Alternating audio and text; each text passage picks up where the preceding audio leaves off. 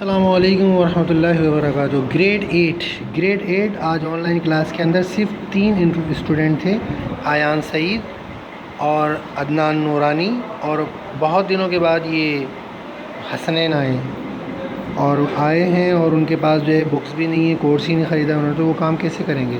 ہمارا یہ تیسرا چیپٹر چل رہا ہے، عادل عدالت کا فیصلہ۔ اس کے 5 سوالات ہو چکے ہیں، باقی اس کا کام جو ہے وہ آن لائن کلاس میں کروانا تھا۔ تو وہ تینوں اسٹوڈنٹ جو ہے وہ چیٹ پر بات کر رہے ہیں، نہ کوئی بات سن رہے ہیں نہ سمجھ رہے ہیں، نیٹ کا پرابلم آ رہا ہے، اور چیٹ کے اوپر میں ان کو کیسے بتاؤں کہ کہاں سے کہاں تک ہے۔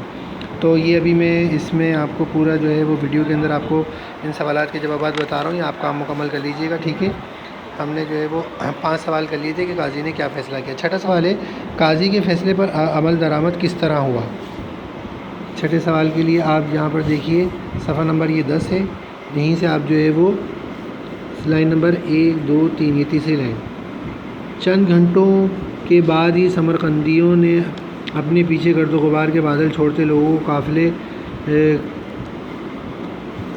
دیکھے جو شہر کو ویران کر کے جا رہے تھے۔ لوگ حیرت سے ایک دوسرے سے سبب پوچھ رہے تھے اور جاننے والے بتا رہے تھے کہ عدالت کے فیصلے کی تعمیل ہو رہی ہے۔ یہ چھٹے کا جواب ہے۔ اس کے بعد 7واں سوال ہے، مسلمانوں کو شہر سے جاتا دیکھ کر سمرقند میں کیا ہوا؟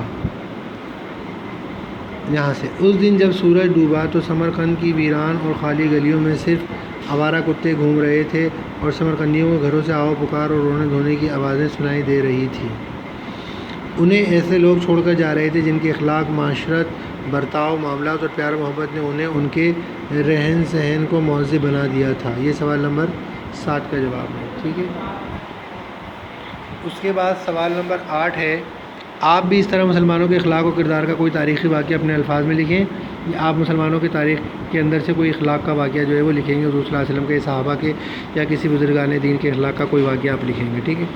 اس سبق میں جتنے بھی نئے الفاظ آپ نے پڑھے تھے وہ ہم نے جو ہے وہ الفاظ معنی میں لکھ لیا۔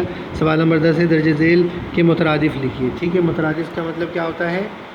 مترادف کا مطلب ہوتا ہے ایک جیسے معنی رکھنے والے الفاظ، ایک جیسے معنی رکھنے والے الفاظ۔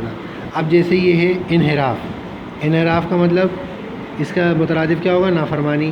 دوسرا ہے مہلت یعنی وقت دینا۔ پیغامبر یعنی قاصد۔ تعینات اس کا ہوگا مقرر یا متعین۔ فریب، دھوکہ۔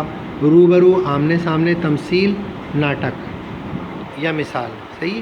یہ 10 سوال تک آپ کو کرنا ہے، باقی کام بعد میں ہوگا۔